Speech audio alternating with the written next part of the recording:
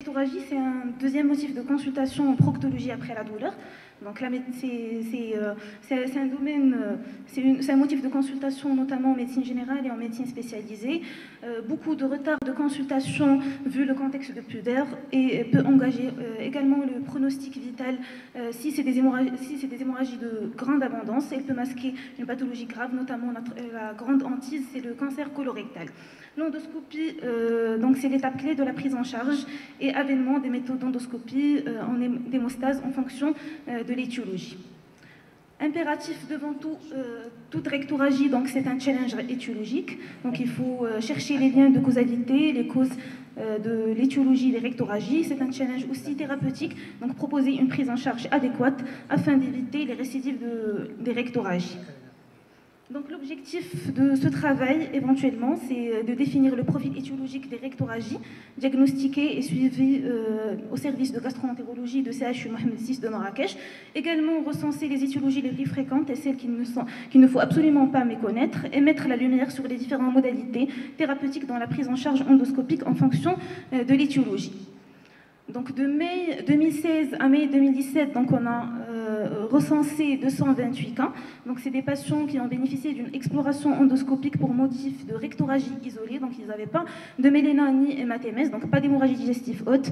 Donc c'est un recrutement qui a été via les urgences de CHU Mohamed VI, de consultation générale, des malades qui sont référés par nos confrères vers une consultation de proctologie, ou les malades qui ont été hospitalisés au service de gastro-entérologie ou référés du service de réanimation ou de déchocage.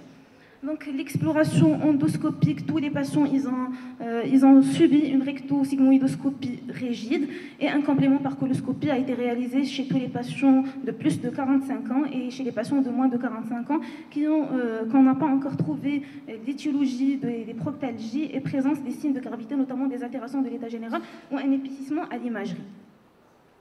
Donc on va exposer maintenant les résultats qu'on a trouvés dans notre étude. Donc l'âge moyen des patients était de 36 ans avec des extrêmes allant de 16 à 75 ans. Donc avec un pic à 69 ans, donc avec une prédominance masculine donc de 55%, un sexe ratio à 1,2. Donc l'origine des rectoragies était surtout l'origine urbaine.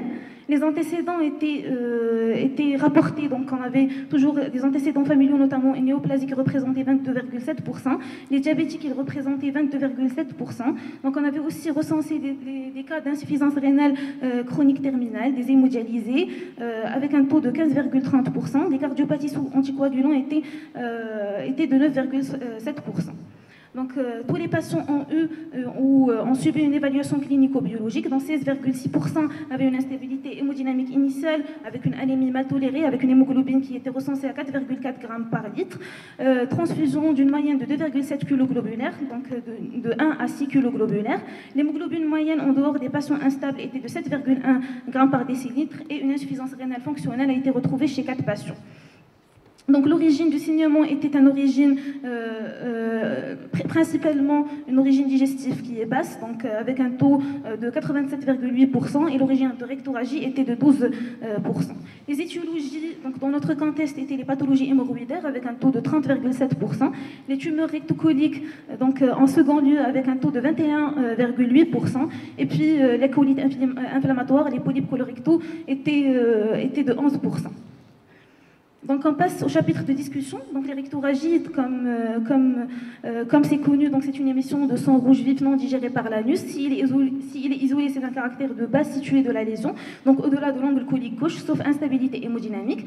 Donc il peut être associé à des mélénas dans un contexte de stabilité hémodynamique et ou sans accélération du transit. Donc c'est des lésions au-delà de l'angle de Trades.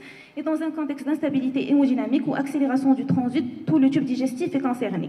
Donc le diagnostic, il est aisé, il est souvent posé par l'interrogatoire, et puis il est complété par un toucher rectal, un sang rouge vif, à condition que le patient soit très stable, donc, pour permettre de faire l'exploration endoscopique.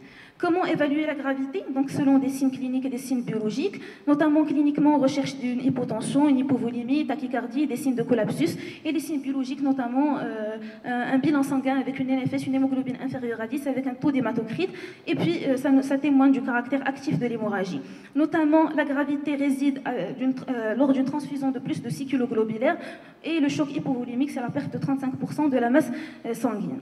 L'intérêt de l'endoscopie dans les rectorragies, notamment une rectosigmoïdoscopie, c'est un examen de première intention. Il se fait en position adéquate, notamment en décubitus latéral gauche ou en décubitus dorsal. Donc, bonne lumière avec un isolement, idéalement après préparation rectale, mais ce n'est pas consensuel, avec un lubrifiant, donc un examen classique, l'inspection, le toucher rectal, l'anoscopie, et puis complété par la sigmoïdoscopie. Quand est-ce que proposer la coloscopie? Donc, dans ce cas, c'est quand il y a une rectorragie de grande abondance, quand il y a une instabilité hémodynamique, une présence à l'endoscopie, donc à la rectoscopie d'un saignement actif ou situé, l'âge avancé, les signes de dissémination tumorale ou altération de l'état général. Donc, il n'y a pas de consensus actuel vu le coût actuel de la coloscopie. Donc, mais dans notre service, la coloscopie devant toute rectorragie, elle est fortement indiquée. Donc, selon les étiologies, les recommandations de la Société française, donc également les diverticules représentent 50 à 60%, donc il reste un diagnostic d'élimination, l'angiodysplasie, les ulcères thermométriques, mais dans tous les contextes, il faut toujours penser aux tumeurs colorectales, surtout l'adénocarcinome qui reste la pathologie, la hantise devant toute rectorragie. Les hémorroïdes aussi représentent 10 à 28%, les tumeurs, les colites ischémiques, les colites inflammatoires et les conséquences d'une polypectomie ou une mécosectomie. Donc, que peut faire le gastro-entérologue? Donc, le type de technique était le plus souvent guidé par la cause. Si on a des hémorroïdes, il faut procéder à la ligature. Donc, c'est une ligature élastique de la base du paquet hémorroïdaire, donc qui va entraîner une nécrose après la chute de l'hémorroïde. La polypectomie, donc c'est un geste endoscopique très simple, donc c'est une ablation du polype de sa base d'implantation. Et puis le plasma argan, comme la photo est indiquée, donc c'est un plasma argan et coagulation des lésions angiodysplasiques. Donc c'est un saignement, c'est une électrocoagulation sans contact direct avec la muqueuse digestive, utilisant un courant électrique transmis grâce à la diffusion de l'argan ionisé. Donc avant de conclure, un arbre décisionnel, devant toute hémorragie digestive basse, il faut que le patient soit stable. S'il n'est pas stable, c'est l'affaire de la réanimation. Et puis si le patient, après sa stabilisation, éventuellement complété par une rectoscopie et faire une coloscopie impérative si la rectoscopie ne résout pas le problème. Donc, le take-home message, donc les rectorragies est un symptôme pouvant menacer le pronostic vital. Donc, c'est surtout, il faut penser dans notre contexte aux pathologies hémorroïdaires. Donc, la hantise, c'est surtout ne pas passer à côté d'une tumeur colorectale et le pilier et l'exploration endoscopique. Et je vous remercie.